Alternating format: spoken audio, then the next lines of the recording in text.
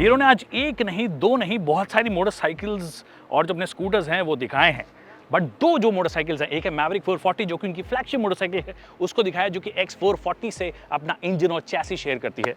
But I like this one better, जो कि एक 125 सीसी की मोटरसाइकिल है। In terms of styling, technology, hardware, this is in fact better. मैं ऐसा क्यों बोल रहा हूं वो मैं आज आपको बताने वाला हूं इस वीडियो में। नमस्कार, खमगणी देवी सज्जनों, my name is Vikas Yogi, you watching us in studio and here is everything that you need to know about the Hero Xtreme 125R।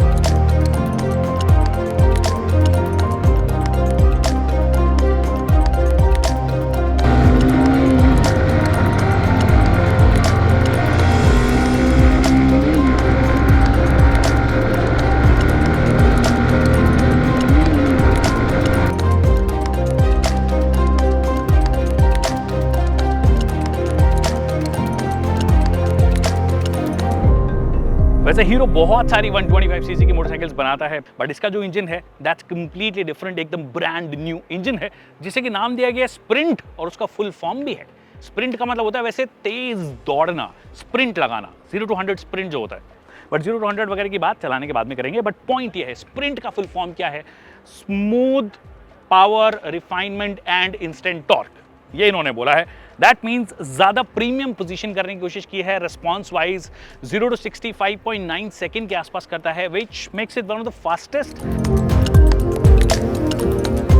और रिफाइनमेंट को बढ़ाने के लिए इन्होंने क्या किया है, बेसिकली एक बैलेंसर शाफ्ट आपको दिया है with a silent cam chain, जो कि ओवरऑल रिफाइनमेंट को थोड़ा बेहतर बनाने की कोशिश करेगी। पर पर आउटपुट फिगर्स क्या है, देखिए कंफ्यूजन है। जो प्रेस रिलीज हमारे साथ शेयर की है उसमें 11.7 bhp लिखा है।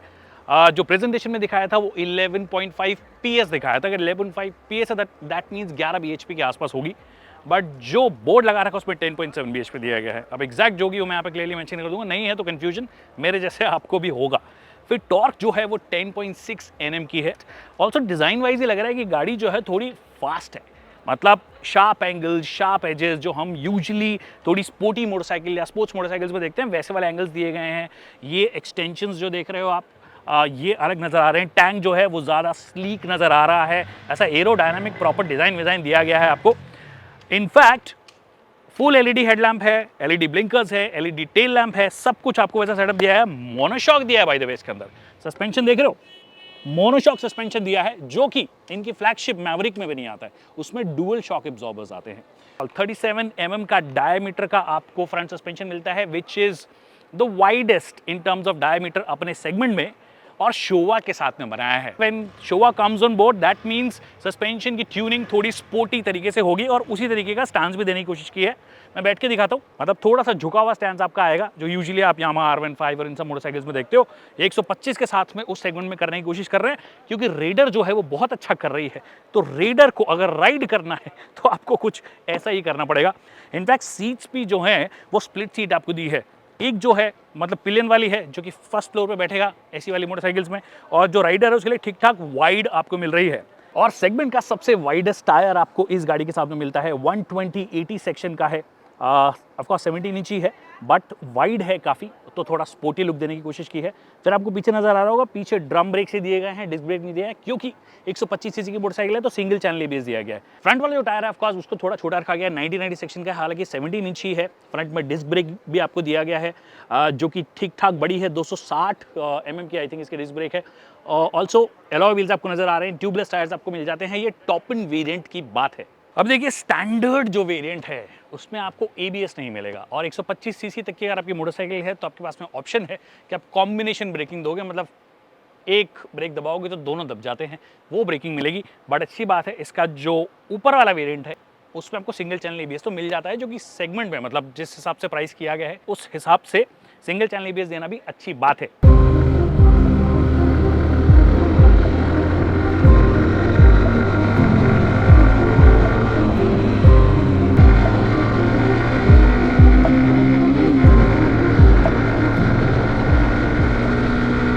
ऑलराइट, तो मैंने इस गाड़ी के 10 चक्कर हीरो CIT के ट्रैक पे लगाए हैं। So it's not an extensive sort of a road test, पर कुछ चीज़ें जो डेफिनेटली क्लियर होती है इस गाड़ी को चलाने के बाद में वो ये कि for 125 cc it's got the punch, it has the low end power as well, क्योंकि आप 125 सीसी सेगमेंट में जब जा रहे हो, जो कि लगभग 1 लाख रुपए एक शोरूम प्राइस वाली गाड़ी है, तो उसमें आपको वो बाइक चाहिए जो आपके बहुत सारे काम कर दे। Say for example if you want to go ride it in a city, comfortable है या नहीं है, तो बहुत ज़्यादा डेडिकेटेड या कमिटेड आपकी पोजीशन नहीं है, but if you want to have a little bit of fun on an open road, you can do that as well.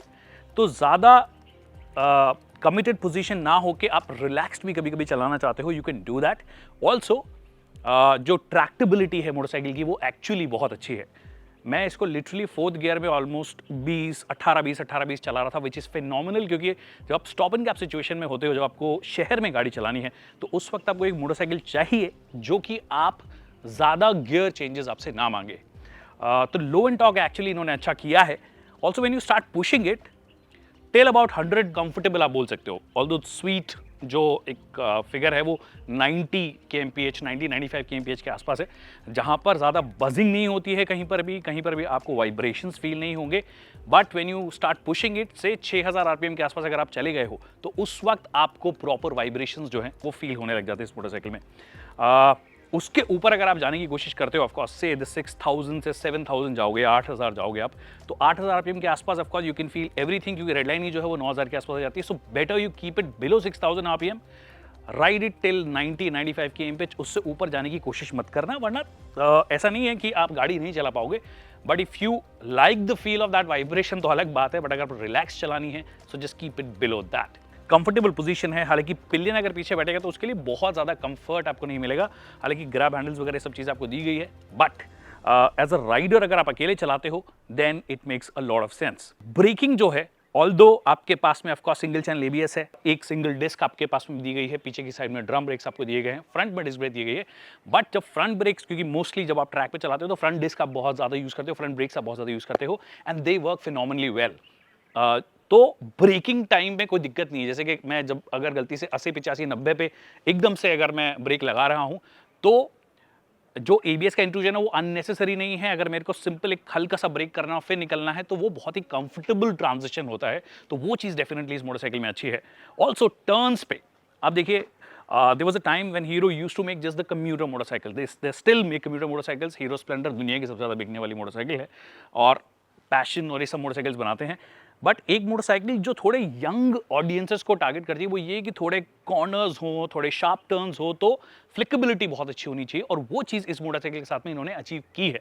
With this price range I think they have done a justice to what they have offered. Tractability की बात तो मैंने कर ली, but एक दिक्कत जो आपको कोई लगती है वो ये, फर्स्ट गियर एकदम से नहीं लगता है। मतलब आप हर बार मिस करोगे कुछ का कुछ, कई बार लग जाएगा, कई बार नहीं लगेगा, तो वो जो है वो थोड़ा सा और रिफाइंड होना चाहिए था, गियर बॉक्स स्पेसिफिकली। और एग्जॉस्ट भी जो है, शायद मैंने आपको सुनाया नहीं होगा, let me rev it. Of course यहाँ पे टीवीएस थोड़ा सा बेटर करता है, क्योंकि टीवीएस जब भी अपनी 125 सीसी की बाइक निकाले या 100 सीसी की बाइक निकाले, एग्जॉस्ट थोड़ा बेसी थम्पी होता है। इसका जो साउंड है this is closer to R15, क्योंकि वो चीखता ज़्यादा है, क्योंकि हाई रेविंग इंजन है, फ्री रेविंग इंजन है, but I think people will still like it, क्योंकि जब आप तेज़ चला रहे हो तो उस तरीके की साउंड कई लोगों को पसंद आती है। ऑल्सो इंस्ट्रूमेंट क्लस्टर जो है वो एक्चुअली काफ़ी अच्छा है इसका। इनफैक्ट जो इनका फ्लैगशिप इन्होंने निकाला है अभी, मैवरिक 400, उससे बेटर इसका इंस्ट्रूमेंट क्लस्टर है, उससे बेटर इसका हार्डवेयर है। सस्पेंशन की जहाँ तक बात है, देखिए ऑनेस्टली मैंने ट्रैक पे चलाई है, I can't comment on this.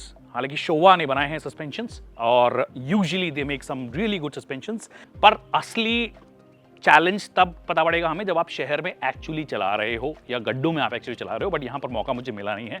It was just a track ride sort of an experience, और उस हिसाब से जो यंग ऑडियंसेस को चाहिए वो सब कुछ ये केटर कर रही है at a very reasonable price. तो ये कुछ है इस गाड़ी के बारे में। आई थिंक एक स्वीट स्पॉट है प्राइसिंग के मामले में भी और हर चीज़ के मामले में। इट्स द परफेक्ट कॉम्बिनेशन इस प्राइस रेंज में, जो कि यंग ऑडियंसेस को मेरे हिसाब से अट्रैक्ट करना चाहिए।